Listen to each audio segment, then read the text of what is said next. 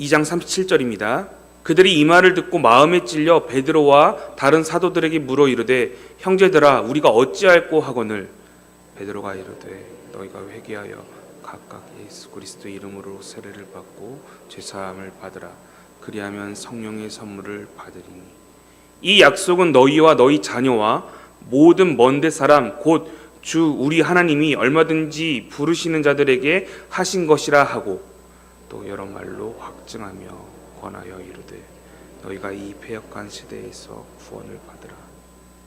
그 말을 받은 사람들은 세례를 받음에 이 날에 신도의 수가 3,000이나 더하더라.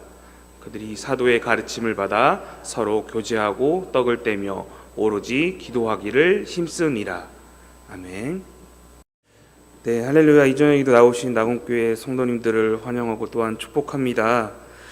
오늘 여러분과 무엇으로 채우고 어떻게 세워가고 계십니까? 있습니까? 라는 제목으로 이 시대의 순전한 성도의 삶은 무엇이며 주님이 원하시는 교회 공동체는 어떠한 모습인지에 대해서 함께 살펴보면서 우리의 모습을 점검해보는 시간을 가져보고자 합니다. 오늘 본문의 배경은 여러분들에게 너무나도 익숙한 본문이고 배경입니다. 예수님께서 부활하시고 40일간 제자들과 함께 하신 후에 승천하시게 되었습니다. 이에 남겨진 제자들은요, 주님의 약속을 기억하여 예루살렘에 모여 함께 기도하기를 힘쓰게 됩니다. 놀랍게도요, 오순절 마가의 다락방에 모여 기도하던 제자들과 그 사람들은요, 성령의 역사심이 그곳 가운데 나타나게 되었습니다. 그것은 여러 나라의 방언으로 하나님의 큰 일들을 말하는 것이었습니다. 이 모습을 본 예루살렘에 들어온 많은 유대인들, 특히 이제 타국에 있다가 이제 절기가 되어 그 절기에 맞춰서 예루살렘으로 들어오게 된, 쉽게 말해 이방 땅에서 살던 이 유대인들은 이제 외국말도 잘 하지 않겠습니까? 그 유대인들이 이 마가의 다락방에서 기도하는 그 모습을 보고 깜짝 놀라게 되는 것이죠. 왜냐하면 그 여러 나라의 방언이 자기가 살던 그 본토 외국 나라의 그 언어와 같았기에 이들이 외국어를 배우지 않았음에도 불구하고 방언을 통하여 그들 다른 나라의 언어로 기도하고 있다는 모습을 보고 놀라게 되는 것이죠. 이들은 매우 놀라게 되었고요. 어떤 이들은 술 취하였다고 조롱하기도 하는 장면들도 사도행전에 기록되어 있습니다. 이때 제자였던 베드로가요, 성령의 충만함을 가지고 그 사람들 앞에 서서 설교하기 시작합니다. 우리는 술에 취한 것이 아니라 하나님께서 말씀하시고 약속하셨던 영, 바로 성령이 함께 하셨다는 것임을 증언하며 길게 설교하기 시작합니다. 오늘 그 장면을 다 다룰 수는 없으나 사도행전 2장 17절에서부터 18절에는 여러분이 너무나도 잘 알고 있는 요엘 선지자의 말씀을 인용한 설교가 함께 담겨져 있습니다. 하나님이 말씀하시기를 말세에 내가 내 영을 모든 육체에 부어주리니 너희의 자녀들은 예언할 것이요 너희의 젊은이들은 환상을 보고 너희의 늙은이들은 꿈을 꾸게 되리라. 그때에 내가 내 영을 내 남종과 여종에게 부어주리니 그들이 예언하게 될 것이다 라며 성령 하나님을 보내주실 것에 대해서 이제 증언함으로써 베드로는 자신의 설교를 이어가 끝내 하이라이트인 설교의 핵심인 예수 그리스도를 증언하기 시작합니다. 예수께서는 죽으셨으나 하나님을 통하여 부활하셨다라는 사실, 그리고 하나님을 통해 높이 들리셨다라는 사실에 대해서 이야기하고요. 더불어서 이스라엘의 위대한 왕이라 일컬어지는 다윗과 비교할 수 없는 분임을, 그 사실을 계속적으로 증언하게 됩니다. 그리고 마침내 베드로가 말하고 싶어 했던 그 궁극적인 설교의 포인트를 이 예루살렘 가운데 모인 유대인들에게 이렇게 전하게 되는데요. 그 말씀 사도행전 2장 36절 말씀입니다. 그런즉 이스라엘 온 집은 확실히 알지니, 그러니까 확실하게 알아라 라고 말하는 겁니다. 너희가 십자가에 못 박은 이 예수를 하나님이 주와 그리스도가 되게 하셨다라고 말하고 있는 것이죠. 그렇기에 그 예수를 너희가 십자가에 못 박아 죽였다. 예수 그리스도를 실상 너희의 손으로 십자가에 못 박았으며 스스로 그 예수 그리스도를 우리들의 주인 되지 못하도록, 주님 되지 못하도록 너희 스스로가 막았다라는 사실에 대해 지금 베드로는 말한 것이죠. 예수 그리스도를 이유 없이 배척하고 그저 군중심리로 인해서 아무렇지 않는 죄가 없으신 그분을 십자가에 못 박은 것은 너희들이다. 그리고 하나님의 아들을 거부한 것도 너희들이었음에 대해서 베드로는 거침없이 설교의 말씀을 전하게 되는 것이죠. 그러자 놀라운 일이 발생됩니다. 많은 이들이 회심하게 됩니다. 예수님 앞으로 돌아오게 되는 일들이 벌어지게 된 것이 바로 앞서 여러분들과 읽었던 본문의 내용입니다. 무려 3,000명이 그 자리에서 회개하고 회심으로 세례를 받아 하나님께 예수 그리스도 앞에 돌아온 사건이 바로 이 오순절 마가의 다락방에서부터 이어져 온 바로 이야기인 것이죠. 한편으로 우리는 이 부분을, 이 모습들을 통하여 이러한 생각을 하실 수도 있을 것 같습니다. 우리가 처음 아무것도 모른 채 예수를 믿게 되어 신앙생활했을 때를 이렇게 떠올리면서 우리도 회개했던 적이 있고, 우리도 과거에 세례도 받았고, 우리도 지금까지 믿음을 더하는 과정들을 계속 경험하고 있기에 이제는 지금 마가의 다락방에서 이어져 왔던 초신자들이 할 법한 어떤 회심의 단계를 우리는 지나갔다라고 여기실 수도 있을 것 같습니다.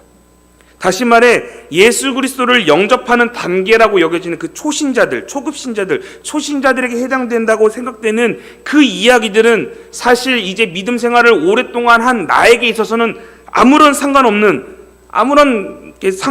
단계, 이미 지나간 단계라고 우리는 여기며 살아갈 때가 종종 있을 것입니다. 이제 우리는 더 이상 예수를 이미 만났기에 더 이상 영접할 그때처럼 우리가 눈물로 지새우며 회개할 필요 없으며, 혹은 이미 우리가 세례를 받았기에 더 이상 세례에 대해서 아무렇지 않게 생각할 수도 있고요. 성찬이나 교제에 대해서도 우리는 흔히 교회에서 시행하고 있는 것들이 있기에 과거 처음에 이 교회에 와서 초급신자로서, 초신자로서 생활할 그때보다는 조금 더 무감각해져 있는 우리의 모습들을 발견하실 수 있으실 것입니다. 사랑하는 성도 여러분, 여러분은 어떠십니까? 아직도 말씀을 들을 때에 경외함과 떨림으로 말씀을 접하고 계십니까? 다른 이들의 회심에 여러분들 관심을 두고 계십니까? 다른 이들이 흘리는 눈물에 대해서 여러분들이 그것을 바라보시며 위로하시며 함께 기도해 주고 계십니까? 성례를 통해 그리스도를 매일의 삶 속에서 내 안에서 예수를 발견하며 살아내고 계십니까? 초대교인들처럼 그 예수 그리스도를 향한 첫사랑을 아직도 설레이며 가지고 계십니까? 오늘 저는 여러분과 말씀, 성례, 기도라는 은혜의 통로, 이것을 신학적으로 좀 어렵게 말하면 은혜의 방편이라고 말합니다. 이것을 여러분들과 함께 점검하면서요, 오늘날 우리도 하나님의 은혜를 어떻게 누리며 살아야 하는지, 초대교인들과 같은 모습, 그들과 같이 어떻게 우리가 결단해야 할 것인지를 좀 생각해 보며 우리의 경관 생활을 조금 확인해 보는 시간을 가져볼까 합니다. 먼저 베드로의 설교가 전하고자 했던 것은 무엇이었습니까, 여러분? 그리고 설교를 통해 사람들은 어떠한 반응이 있었다라고 아까 성경에서 나와 있었죠? 네, 다시 한 번 더 볼까요? 사도행전 2장 37절 말씀입니다. 베드로의 설교를 듣고 사람들의 반응이 적혀 있는 겁니다. 그들이 베드로 설교는 말을 듣고, 이 말을 듣고 마음에 찔려 베드로와 다른 사도들에게 물어 이르되 형제들아 우리가 어찌할꼬 하거늘 하면서 스스로 그 말을 듣고 그 설교를 듣고 마음에 찔렸다라고 말합니다. 이 말을 통해 자신들이 죄인 되었음을 깨달았고요, 이 일을 어찌 해야 할지에 대해서 깊은 반성과 후회가 있었다라고 말하고 있습니다. 증언하고 있는 것이죠. 말씀을 통해 회개가 일어나기 시작했으며 예수 그리스도의 이름으로 세례를 받고 죄사함을 받기 시작하였다고 성경은 증언하고 있습니다. 자, 여기서 중요한 것은요, 어떤 회심의 기도를 했다라는 어떤 행위, 혹은 내가 세례를 이렇게 받았다라는 행동들, 그 현상들이 지금 중요한 것은 아닙니다. 가장 중요한 것은요, 지금 무엇을 통해서 이런 역사가 일어나느냐, 이것이 오늘 여러분과 나누고 싶은 첫 번째 핵심입니다. 무엇을 통해 은혜를 받았다고 지금 성경은 증언하고 있습니까? 무엇입니까? 여기 말씀에서는 베드로의 설교고요. 오늘날 우리에게 있어서는 말씀인 거죠. 예수 그리스도의 사랑을 스스로 걷어차버려 은혜에 배제되는 삶을 선택함으로써 스스로 고아와 같은 인생이 되겠다고 선언했던 자들에게 무엇을 통하여 하나님께 돌아갈 수 있게 하셨냐면요, 그 은혜의 방편, 은혜의 통로가 무엇이냐면 첫 번째가 바로 말씀입니다. 하나님이 주신 말씀, 그 말씀으로 우리는 은혜를 확인할 수 있는 것이죠. 사람은 쉽게 변하지 않는다라고 말합니다. 근데 놀랍게도 말씀은 사람을 바뀌게 만든다라는 것이죠. 회심이 일어나고요, 회개가 일어났다는 것입니다. 즉 하나님의 말씀은 사람을 바꾸고요, 인생을 바꾸고요, 새 생명을 불러 일으키는 놀라운 은혜의 통로라는 것입니다. 여러분, 이런 사실을 믿으십니까? 우리가 보고 있는 이 말씀이 이런 놀라운 은혜를 가지고 있다는 사실 여러분 확신하십니까? 아멘 소리가 안 들립니다. 여러분 믿으십니까? 아멘. 네. 그렇다면 여러분 아멘 하셨죠? 그렇다면 우리는 말씀을 더욱 사모해야 합니다. 사모해야 하는 자들입니다. 그렇다면 읽어야죠.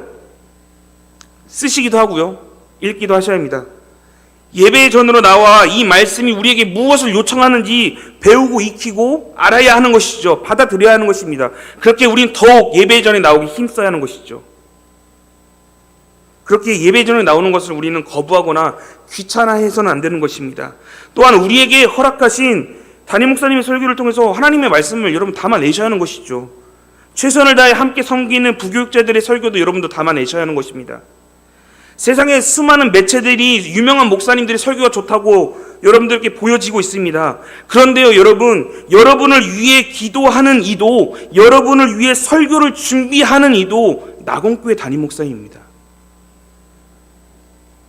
유명한 대형교회 목사님들이 여러분을 위해서 설교를 준비하는 것이 아니라요, 여러분들을 섬기고 담당하고 있는 이 낙원교회 담임 목사님께서 여러분들을 위한 양식을 준비하시고 여러분들을 위한 설교를 준비하시고 더불어서 부교육자들도 함께 보필하여 준비하는 것입니다.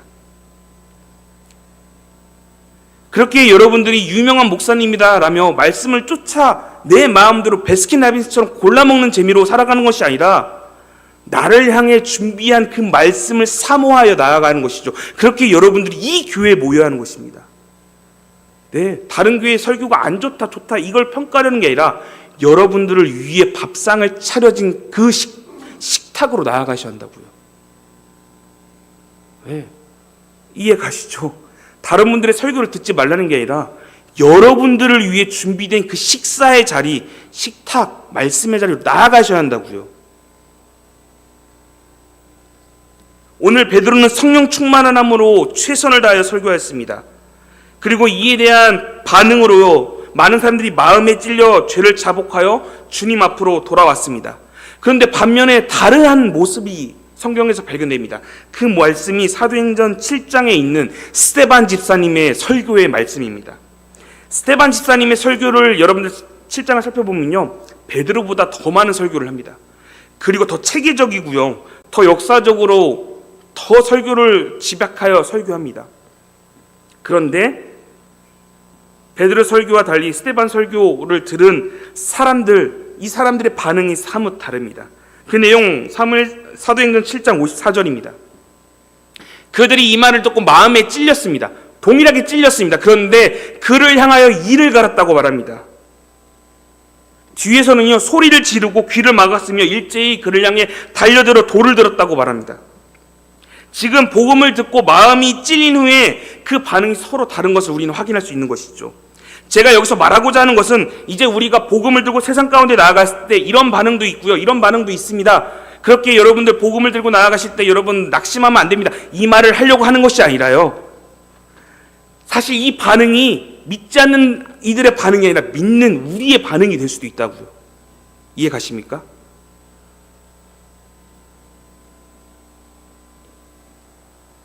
어느 때에는 말씀이 내 삶을 후벼 파는 놀라운 은혜 때문에 감격하여 살아내지만 어느 때에는 내 삶을 후벼 파는 그 말씀 때문에 의심하고요, 목사님 나를 모략하기 위한 말씀이신가? 라며 그 설교에 의심하기 시작합니다. 어느 때에는 설교자를 가리어 어떤 설교자의 설교만 듣고 어떤 설교자의 설교는 패스해버리는 사건이 일어나고요. 내 입맛에 맞추어 설교를 들으려고 하는 현상들이 일어나기 시작합니다. 실상 하나님의 말씀이 선포될 때에는 일부는 받아들이고 일부는 내 귀를 막고 소리를 지르며 돌을 들고 있지는 않은지 우리의 삶을 점검해야 한다고요. 말씀에 대한 우리의 삶을요. 세상 사람들의 반응뿐만 아니라 우리의 삶의 반응도 그러하다고요. 설교를 골라 먹으면서 내 손에 돌을 들어 누구 설교는 좋다, 누구 설교는 안 좋다, 어떤 설교는 나를 향해서 지금 꼬집고 있다 라며 오해하여 내 손에 혹여 돌을 들고 있진 않은지는 우리는 확인해야 한다고요. 사랑하는 성도 여러분, 말씀을 통해 마음이 찔리고 마음이 불편하다는 것은 말씀이나 혹은 말씀을 전하는 자에게 문제가 있다는 것이 아니라 그 말씀대로 살지 못하는 우리의 삶에 문제가 있기 때문에 그 말씀이 우리의 삶에 찔림이 되는 것입니다. 그렇게 말씀은요, 우리의 마음과 영혼을 후벼 파는 것이 정상입니다. 그렇게 해서 우리를 올바르게 돌아올 수 있도록 하나님께서는 만드시고자 하는 것이죠. 히브리서 4장 12절은 말씀을 이러합니다. 하나님의 말씀, 그 말씀은 살아있고 활력이 있다고 말합니다. 팔떡팔떡 튄답니다. 좌우의 날선 어떠한 것보다 예리하여 우리의 혼과 영과 관절과 골수를 찔러 쪼개기까지 하며 우리의 마음과 생각과 뜻을 판단한다고 말합니다. 하나님의 말씀이요. 하나님의 말씀이 그렇다고요. 그렇게 이 말씀을 듣고 내 마음이 불편하다? 그때 그 자리가 바로 회개해야 하는 자리인 것입니다. 바로 우리도 다윗처럼 바로 엎드려서 하나님께 빌며 잘못했음을 시인해야 하는 때가 바로 그때인 것입니다. 그 말씀이 나를 후벼파여 나의 마음에 거침이 된다면 그때 그것은 나를 향해서 목사님이 뭔가 이렇게 벼르고 한 설교가 아니라 내가 지금 그때 회개해야 할 때구나. 그것을 하나님께서 누구를 통해 성령님을 통해 내 마음 가운데서 알게 하신 것이라고요. 여러분, 그렇게 말씀이 나에게 만약 찔림이 된다면 여러분 그것은 신호탄입니다. 지금 말씀을 통하여 여러분들이 바뀌고 변화되어야 하고 회개할 때임을 지금 말씀은 말하고 있는 것입니다.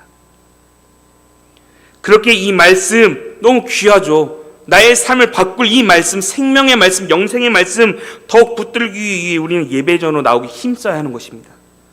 개인의 경건 생활을 놓치지 않기 위해 우리는 말씀 읽기를 포기하지 않고 발버둥 쳐야 하는 것이죠. 목사님, 내가 성경 읽을 시간이 없습니다. 그렇다 할지라도 우리는 시간을 내어 틈틈이 그 생명의 말씀을 읽기 위해 노력해야 하는 것입니다. 그리하여 내가 꾸준히 하나님과 동행할 수 있다면, 하나님의 말씀을 통하여 내 삶이 변화될 수 있다면 그 짧은 시간 여러분 투자하는 것 아깝지 않은 것입니다. 그렇게 매일의 삶 가운데서 하나님의 말씀과 늘 동행하시는 여기 계신 나공교회 성도님들 되시기를 소원합니다. 두 번째는요, 바로 성례입니다. 성례라는 것은 성찬과 성례를 의미합니다. 이미 우리는 세례를 받았기에 그 말씀 나와 상관없는 것처럼 느껴집니다. 더불어서 그러니까 세례와 성찬은 교회에서 때가 되면 알아서 준비해 주기 때문에 일련의 행사처럼 느껴지기 때문에 내가 따로 해야 할 것은 없다라며 이렇게 판단될 때도 분명히 있습니다. 그렇다면 여러분 이 시간에 한번 그렇게 생각하신다면 질문해 보겠습니다. 여러분, 세례가 무엇입니까? 세례가 무엇입니까? 그렇죠. 머릿속은 알고 있는데 표현하기 좀 어렵죠. 세례가 무엇입니까? 대부분 세례를 물어보면요, 여쭤보면 물로 더러운 것을 씻어내듯 우리의 죄를 씻어낸다라는 개념으로 조금 더 설명하시는 분들이 더 많으실 것 같습니다. 물로 더러운 것을 씻어내듯 우리의 죄를 씻어낸다. 단순히 물을 우리의 몸에 부어 더러운 것을 제거하듯이 없앤다, 이 개념만 우리에게 전해주는 것일까요? 사도행전에서 지금 베드로가 설교하고 있었습니다. 이제 같은 저자인 베드로가 다른 곳에서 어떻게 진술하고 있는지를 좀 함께 살펴보겠습니다. 베드로전서를 함께 보도록 하겠습니다. 베드로전서 3장 21절, 세례에 대해서 베드로는 이렇게 말합니다. 물은 예수 그리스도께서 부활하심으로 말미암아 이제 너희를 구원하는 표니 곧 세례라. 이는 육체의 더러운 것을 제하여 버림이 아니요 하나님을 향한 선한 양심을 간구한다라며, 바로 세례는요 그리스도의 부활을 통하여 새 사람 되었다는 사실을 우리에게 알려주는 것이라고 말합니다. 저 뒤에 나와 있는 것처럼 단순히 육체의 더러운 것을 제하기 위해서 물로 우리의 몸에 뿌리는 것이 아니라고 말하고 있습니다. 다시 말해 예수 그리스도와 함께 죽은 우리가 이제 예수 그리스도와 함께 살아남으로 새 사람이 되었기에 그 구원의 실체를 보여주는 것이 세례라는 것입니다. 그렇게 여러분, 세례를 통해서 내가 거기서 끝난 것이 아니라 이제 말씀을 통해 내가 죄인 되었다는 사실을 깨닫고 인정함으로 회개에 이르는 자들이 이제 예수님은 나의 구원자이시며 나의 주님이십니다, 내가 변화받아 새 사람이 되었다는 사실을 인정하는 자리가 바로 세례의 자리인 것이죠. 그 뜻은 무엇이냐면 삶의 변화가 일어났다는 것입니다. 그렇다면 여러분들이 세례를 받았고 지금 세례를 받아 지금까지 살아오셨기에 여러분들의 삶은 꾸준히 변화되어 오셨을 텐데, 그렇다면 예수 그리스도 앞에서 당당하게 내 삶은 새 사람이 되어 변화되었습니다라고 당당히 말씀하실 수 있으시겠습니까? 새 사람을 입은 우리는 오늘 또 예수 그리스도와 함께하고 있다는 증거를 받았는데, 지금 예수님 나와 함께하고 있다는 증거를 받은 것입니다. 세례를 통해 새 사람이 되어 임마누엘, 나와 함께하시고 동행하시는 그 예수 그리스도와 함께하시고 내 안에 거한다고 말해지는데, 내 안에 계시는데 내 안에 여전히 죄가 침투하도록 놔두고 계시진 않으십니까? 내 안에 미움과 시기와 질투, 이웃을 사랑해야 한다는 것은 머리로는 알고 있으나 때가 되면 항상 미워지는 사람은 미워지는 그 내 마음, 근심과 걱정을 그분께 맡겨드리겠다고 말하면서 여전히 내 안에 모시고 있는 것은 예수 그리스도가 아니라 근심과 걱정을 내 안에 모시고 있으며, 더불어 주님의 몸된 공동체 안에서 사랑하고 넉넉함을 나누며 이해하겠다라고 말하며 살겠다라고 결단했지만 여전히 그러한 모습들을 포기하며 살아내고 있지는 않으십니까? 물을 내 몸에 붓는 행위를 통해 내가 오늘 세례를 받았다라는 것, 그 물 뿌려졌다라는 것이 중요한 것이 아니라요, 내 안에 예수 그리스도가 살아계심을 보임으로써 내가 새 사람이 되었다라는 것, 그것이 중요한 것입니다. 내가 부활하신 예수 그리스도와 오늘 연합하고 있다. 그게 세례의 궁극적인 목적인 거라고요. 그리고 이를 무엇이라고 부르냐면 세례 교인이라고 부릅니다. 세례 교인. 그렇다면 여기 계신 세례 교인이신 여러분들, 오늘 또 예수 그리스도와 연합하여 살아내고 계십니까? 오늘 또 내가 새 사람이 되어 내 안에 계신 그 예수 그리스도를 전하거나 혹은 다른 이들에게 표현하고 계십니까? 아니면 무슨 보물인 것처럼 저 안에 꽁꽁꽁 싸매어 누구에게도 보여주지 않겠다라며 예수 그리스도를 숨긴 채 살아내고 계십니까? 우리는 이 공동체와 연합하기 위해 온 새 가족들 혹은 어린 아이들, 어린 자녀들이 잘 정착할 수 있도록 돕고 보살펴야 하는 책임이 바로 우리들 세례 교인들에게 있습니다. 그리고 그들도 마음을 열어 예수를 영접하고 인정함으로 세례를 받아 그리스도와 연합하겠다는 믿음의 고백들이 넘쳐날 수 있도록 우리가 도와주고 지도해주고 함께 해줘야 하는 것이죠. 그런데 네가 알아서 신앙생활하여 영접하여 네가 알아서 세례받고 알아서 하라며 나는 너와 상관없다며 혹여 이 공동체에 들어오기 위해 발버둥 치는 그 사람들을 향해 여러분은 손 내밀지 않고 거리 두며 살아내고 있지는 않으십니까? 내가 오늘 또 예수 그리스도와 연합한다고 말하지만 실상 예수님과는 연합하는 것처럼 보이나 예수님께서 허락하신 이 공동체 안에서의 성도와의 교제의 삶은 연합하지 않으려고 하는 채 살아내고 있지는 않으십니까?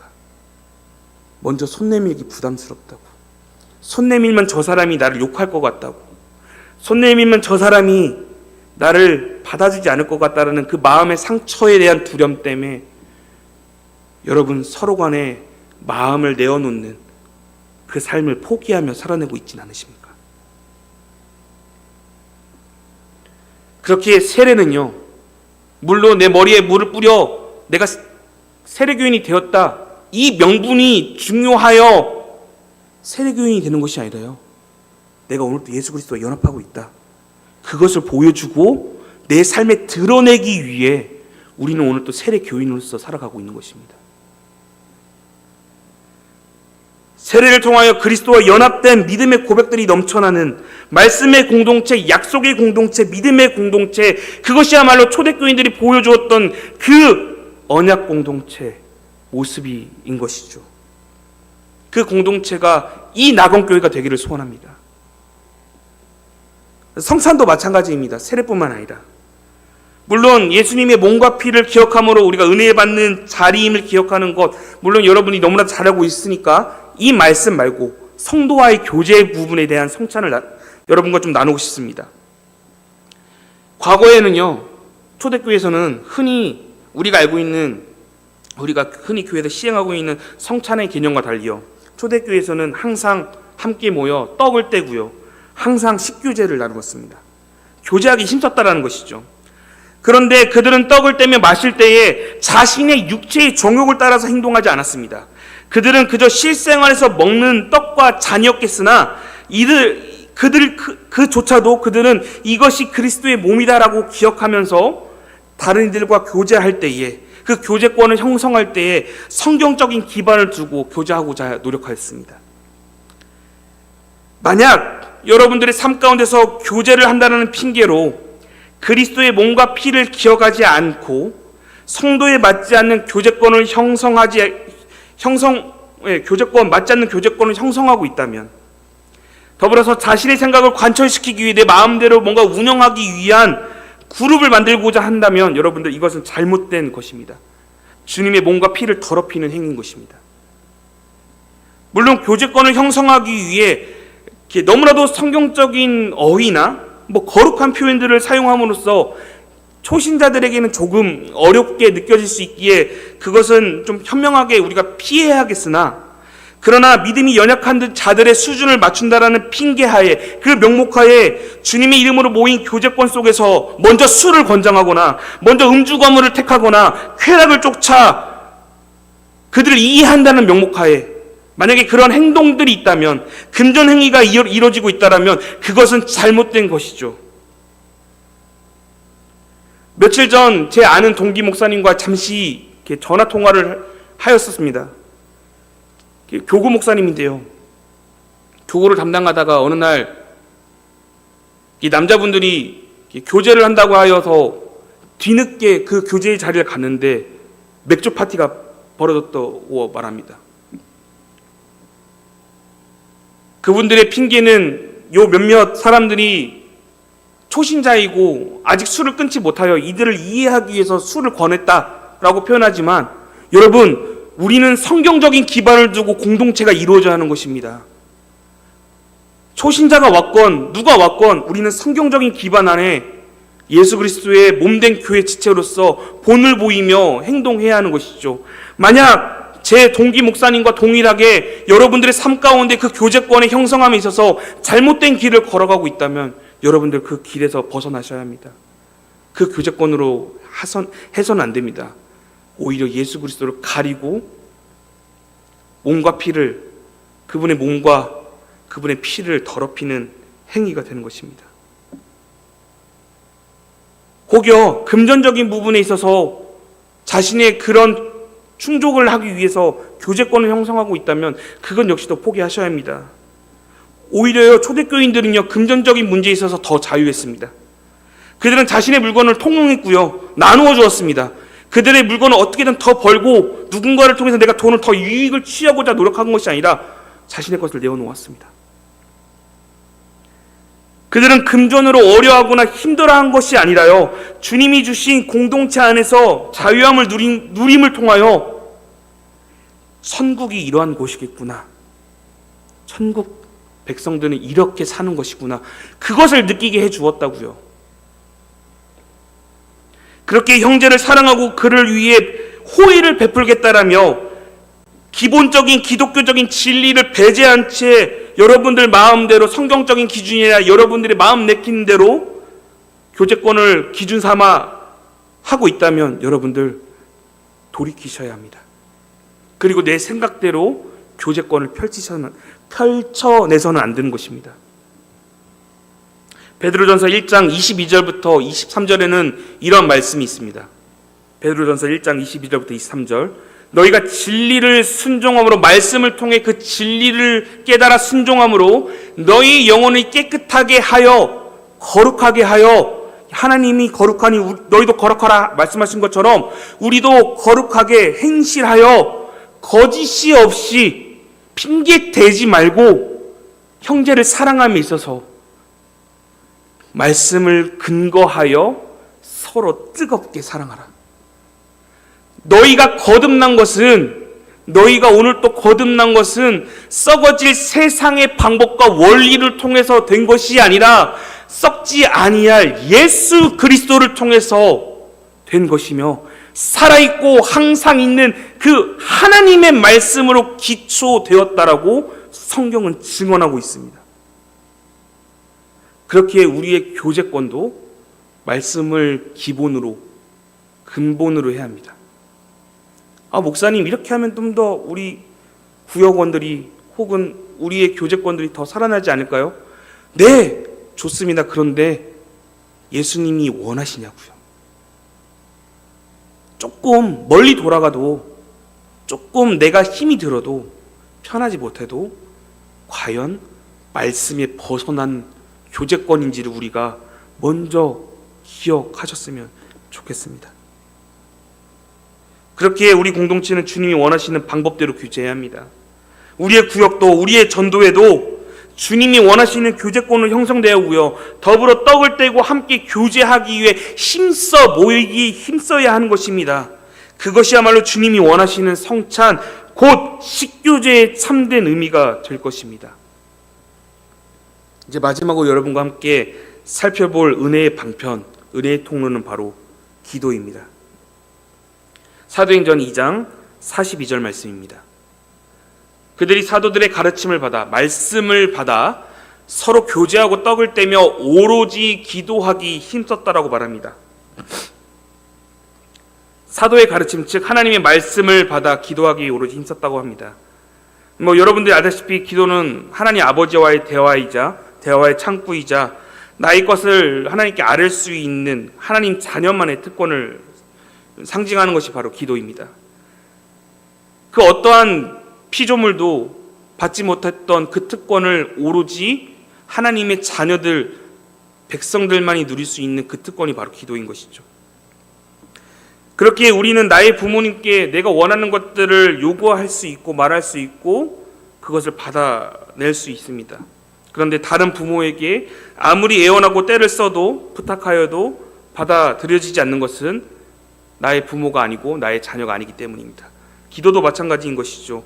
하나님이 나의 아버지가 되시며 그분이 우리를 자녀로 인정한 자들에게 주어진 특권이 바로 기도인 것입니다. 이 기도도 역시 말씀에 근간하여, 앞서 말했죠, 사도들의 가르침, 즉 하나님의 말씀으로 기본으로 하여 오로지 기도에 힘써야 하는 것입니다. 그렇기에 말씀에서 말하고자 하는 그 기도는 무엇일까요? 우리가 생각하는 기도는 무엇이고 하나님이 말씀하시는 그 기도는 또 무엇일까요? 기도는요, 앞서 말했듯이 우리는 하나님과 연결되어 있다는 것을 말해주는 은혜의 통로이자 은혜의 방편입니다. 충만한 사랑을 누리고 있다는 것을 우리에게 보여주는 이 기도, 우리는 이 기도, 말씀에 근거하여 기도하기를 힘써야 하는데요, 그 기도에 대해서 예수님께서는 직접 이렇게 말씀하십니다. 마태복음 6장 9절부터 10절입니다. 너희는 이렇게 기도하라. 하늘에 계신 우리 아버지여, 이름이 거룩히 여김을 받으시오며 나라가 임하옵시며 뜻이 하늘에서 이루어진 것 같이 땅에서도 이루어지이다. 네, 9절 한 번만 보여주시겠습니까? 잠깐 9절 놓고 잠깐만 PPT 놔주셨으면 좋겠습니다. 너희는 이렇게 기도하랍니다. 누가요? 예수님께서 말씀하셨습니다. 너희 이렇게 기도하라고. 하늘에 계신 우리 아버지요, 너희 아버지가 누구냐? 너의 소속이 누구이냐? 너는 어느 나라 백성이냐? 그렇게 우리가 기도할 때 첫 구절 너무 의미 없이 말하지만 사실 우리는 이 말을 잘하죠. 하나님 아버지 감사합니다. 그런데 이 말 안에는 하늘에 계신 우리 아버지여라는 의미가 담겨져 있는 것이죠. 그렇게 이 기도의 제목을 우리가 함께 고백할 때는 마음 다해 기도해야 하는데 어느 때는 우리가 의미 없이 지나가는 말로 상투적으로 표현합니다. 하나님 감사합니다.